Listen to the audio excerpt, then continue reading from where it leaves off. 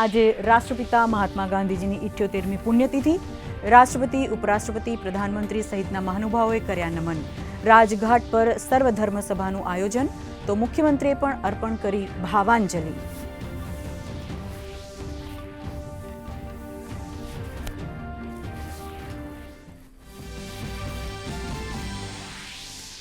ગુજરાતમાં બાપુની પુણ્યતિથિ પર ઠેર ઠેર યોજાઈ પ્રાર્થના સભા। ગાંધીનગર સચિવાલય સહિત રાજ્યના વિવિધ સ્થળોએ 2 મિનિટનું મૌન પાળી શહીદ વીરોને અર્પણ કરાઈ શ્રદ્ધાંજલિ।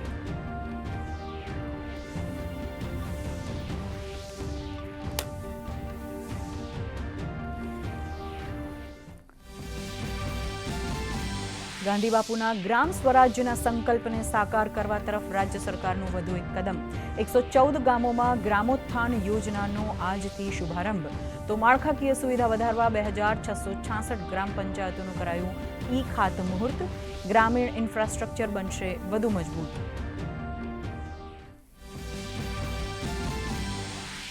ખંભાત શહેર અને આણંદ જિલ્લાને શહેરી વિકાસ, પાણી પુરવઠા અને શિક્ષણ સહિતના ક્ષેત્રે વિવિધ વિકાસ કાર્યોની ભેટ। તો ભાદરણમાં વોટર મીટરના કામોનું કરાયું લોકાર્પણ। મુખ્યમંત્રીએ નાગરિકોને યોગ અપનાવવા અને ગ્રીન કવર વધારવા કર્યો અનુરોધ।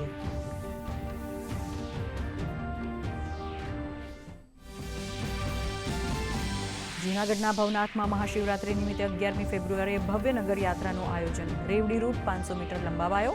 નાયબ મુખ્યમંત્રીની અધ્યક્ષતામાં યોજાઈ મહત્વપૂર્ણ બેઠક। શાહી સ્નાન સમયે મહાશિવરાત્રી મેળાનું લાઇવ સ્ટ્રીમિંગ કરવાનો લેવાયો નિર્ણય।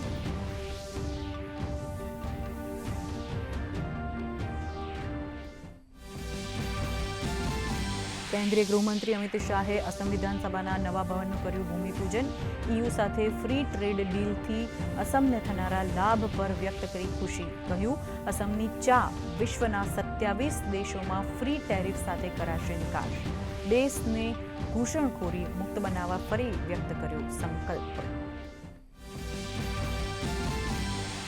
પીએસઆઈ અને એલઆરડી કેડરની કુલ 13,591 જગ્યાઓ માટે સંપૂર્ણ પારદર્શકતા સાથે ભરતી પ્રક્રિયાનો પ્રારંભ। શારીરિક કસોટીમાં સચોટતા લાવવા ઉમેદવારોના પગમાં RFID ચિપનો ઉપયોગ। તમામ ગ્રાઉન્ડના રિયલ ટાઈમ મોનિટરિંગ માટે ગાંધીનગર ખાતે કંટ્રોલ રૂમ કરાયો કાર્યરત। યાત્રાધામ અંબાજીના ગબ્બર ખાતે 12મા 51 શક્તિપીઠ પરિક્રમા મહોત્સવનો થયો પ્રારંભ।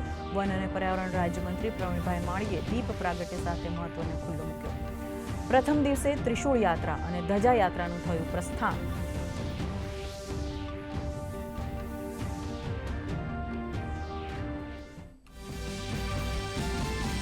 સતત વધતા ભાવ વચ્ચે સોના ચાંદીમાં ભારે ઉથલપાથલ। ચાંદી 63,000 રૂપિયા સસ્તી। ચાંદીનો ભાવ 3,38,000 પહોંચ્યો। સોનાના ભાવમાં 10,000 રૂપિયા સુધીનો ઘટાડો। ભારતીય શેર બજારમાં પણ સુસ્તીનો માહોલ। નેશનલે, ઇન્ડિયા અને અપોલો હોસ્પિટલના શેરના ભાવમાં નોંધાયા 3% લઈ 2.5% ઓછા। અને રાજ્યમાં હાડથી જતી ઠંડીનો અનુભવ યથાવત। 8.6 ડિગ્રી સાથે નલિયા સૌથી ઠંડુ શહેર। તો ઉત્તર ભારતના રાજ્યોમાં પણ શીતલહેર। જમ્મુ કાશ્મીર અને હિમાચલ પ્રદેશમાં બરફવર્ષાથી સહેલાણીઓ ગેલમાં।